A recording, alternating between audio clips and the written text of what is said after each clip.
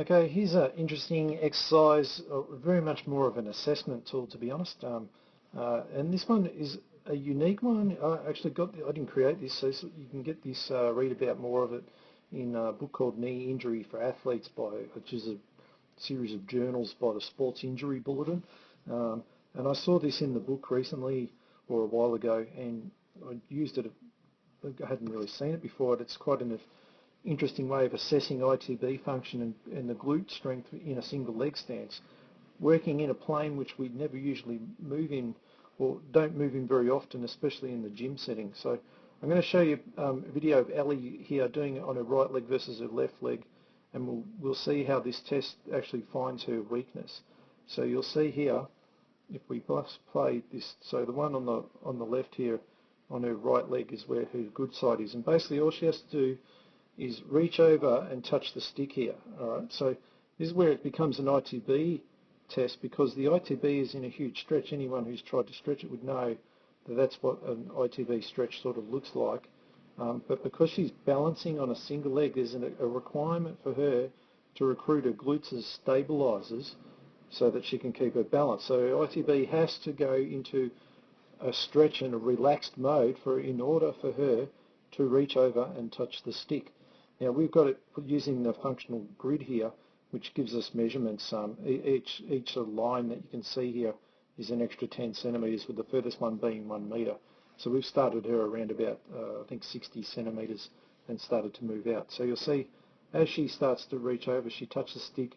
If she can maintain her balance and do it easily, then we just move it out a bit further, and she'll reach over and touch it comfortably again.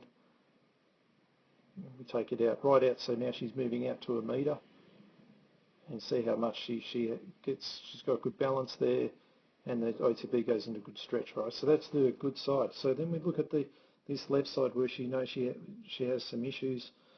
Alright, so we start her a bit further out, but it's not as far as the other one. You can see already just can't quite maintain that stability. Gets it, but it's a lot more of an effort. And you see the difference where she just can't maintain it. Can't even touch the stick. We take it right out to the other side, just can't get there without compromising her balance, just like that.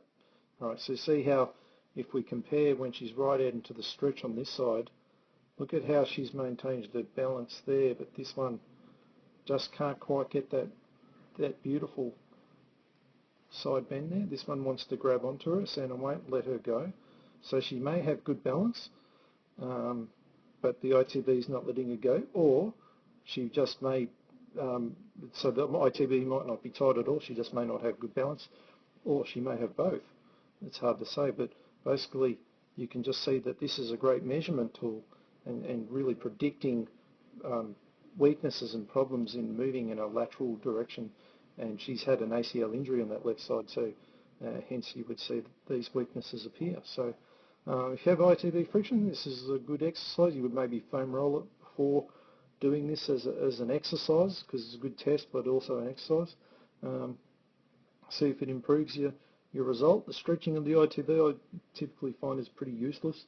You could possibly do some glute strengthening exercises in between sets to improve it, but basically you should be trying to get as far as you can, and be able to do it without losing your stability.